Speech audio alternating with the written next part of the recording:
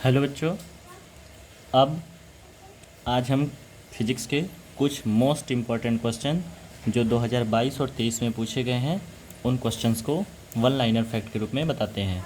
ये भी short question है, आपको आगे चलकर पूरी श्रृंखला को सॉल्व करके दिखाएंगे और बड़े बड़े जो डेरिवेशन है, जो हार्ड डेरिवेशन है, उन्हें करके भी दिखाएंगे। जैसे एक प्रश्न आपसे पूछा जाता है, एक बोल्ट का मान क्या होता है? तो एक बोल्ट का मान होता है W बराबर हो जाएगा 1.6 इंटू 10⁻⁻19 जूल। ठीक है।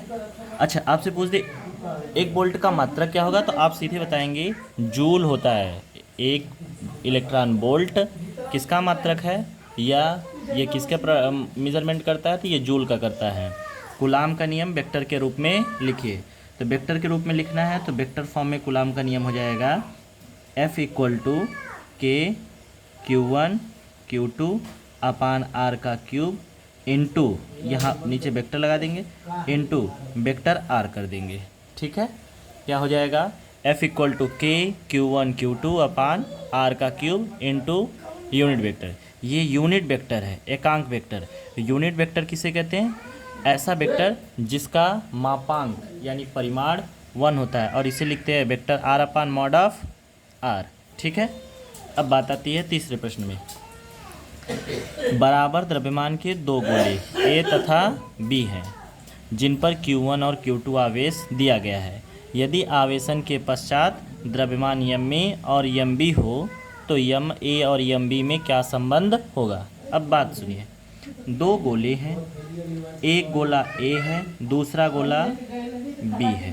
बात समझ में आ गया? इसका द्रव्यमान m है, इसका भी द्रव्यमान m है। अब हम A से A पर अगर धन आवेश आ रहा है तो इसका मतलब इसमें से कुछ इलेक्ट्रॉन निकल के B में गए हैं। ठीक है, जिसके कारण B पर क्या आ गया? माइनस। जब इलेक्ट्रॉन इससे निकलेंगे तो इसका द्रव्यमान जो Ma है वो कम होगा और जिस पर इलेक्ट्रॉन जाएंगे उसका द्रव्यमान Mb अधिक होगा। यानी इनमें क्या संबंध होगा? Ma less than Mb। बहुत आसान प्रश्न है। जिस पर माइनस चार्ज होगा उसका द्रव्यमान बढ़ेगा क्योंकि उस पर इलेक्ट्रॉन आए हैं, जिस पर प्लस चार्ज होगा उसके द्रव्यमान घटेंगे क्योंकि उससे इलेक्ट्रॉन बाहर निकले हैं। ठीक है, आगे देखिए। दो बिंदु आवेशों के बीच F न्यूटन का एक स्थिर वैद्युत बल कार्य करता है। ठीक है। यदि उनके बीच K परावैद्युतांक के माध्यम को रख दिया जाए तब यह बल होगा, कितना होगा? तो अगर जब दो बल कार्य करेंगे तो जो नया बल बनेगा वो F डैश होगा और वो होगा पुराने बल जो परावैद्युतांक रखे हैं K अपान F। ठीक है। जैसे ही आप नया बल का कैलकुलेशन करेंगे तो वो हो जाएगा F डैश बराबर K अपान F, यानी आपका ये आंसर सही होगा। ठीक है। इसके विषय में देखिए, ये प्रश्नोत्तर है, वन लाइनर फैक्ट है, तो इसका अभी शॉर्ट में आंसर दे रहे हैं।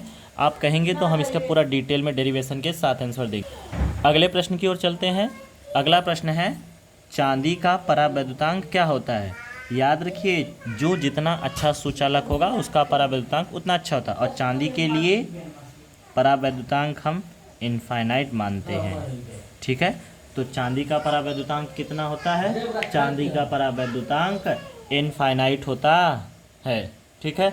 अगले प्रश्न की तरफ बात करते हैं। एक इलेक्ट्रॉन जिस पर Q आवेश तथा द्रव्यमान m है। एक इलेक्ट्रॉन है जिस पर आवेश की मात्रा E है और द्रव्यमान m है, एक समान वैद्युत क्षेत्र में रखा गया है। ठीक है। तो इसमें उत्पन्न त्वरण क्या होगा? तो वैद्युत क्षेत्र की परिभाषा से, तो वैद्युत क्षेत्र की परिभाषा से, क्षेत्र की परिभाषा से वैद्युत क्षेत्र का परिभाषा है E equal to F upon Q। ठीक है। अब ध्यान देखिए, Q की जगह इलेक्ट्रॉन है तो आप रख देंगे E equal to F upon E। E का यहाँ मल्टीप्लाई कर देंगे तो E कैपिटल E बराबर हो जाएगा F। और आप जानते हैं E कैपिटल E बराबर हो जाएगा, F का वैल्यू कितना होता है? M into A। बल बराबर होता है द्रव्यमान गुणे त्वरण, और हमें त्वरण का मान निकालना था तो M इधर आ जाएगा। तो E capital E upon M बराबर A। तो हमारा फार्मूला हो गया E equal to capital E upon M। ठीक है, ये आपके 4 महत्वपूर्ण प्रश्न थे। देखिए, ये प्रश्न 2023 में पूछा गया है, ये प्रश्न भी 2023 में पूछा गया है, ये प्रश्न 2022 में पूछा गया है, ये प्रश्न भी 2022 में पूछा गया है, ये प्रश्न 2021, 22 दोनों में पूछा गया है, और ये 2019 में और 22 में पूछा गया है। ठीक है, इन सारे प्रश्नों को आप पढ़ लीजिए। हो सकता है हाफ ईयरली के एग्ज़ाम में ये प्रश्न आ सकते हैं। और जानकारी के लिए आप हमारे चैनल से जुड़े रहिए। हम आपको वन लाइनर फैक्ट के साथ साथ शॉर्ट आंसर, लॉन्ग आंसर और डेरिवेशन और इसके साथ साथ कैलकुलेशन करके देते रहेंगे। ठीक है, एग्ज़ाम की पूरी प्रिपरेशन केवल 1 मंथ में हम आपको करा देंगे। 1 महीना हमारे चैनल के साथ जुड़े रहिए।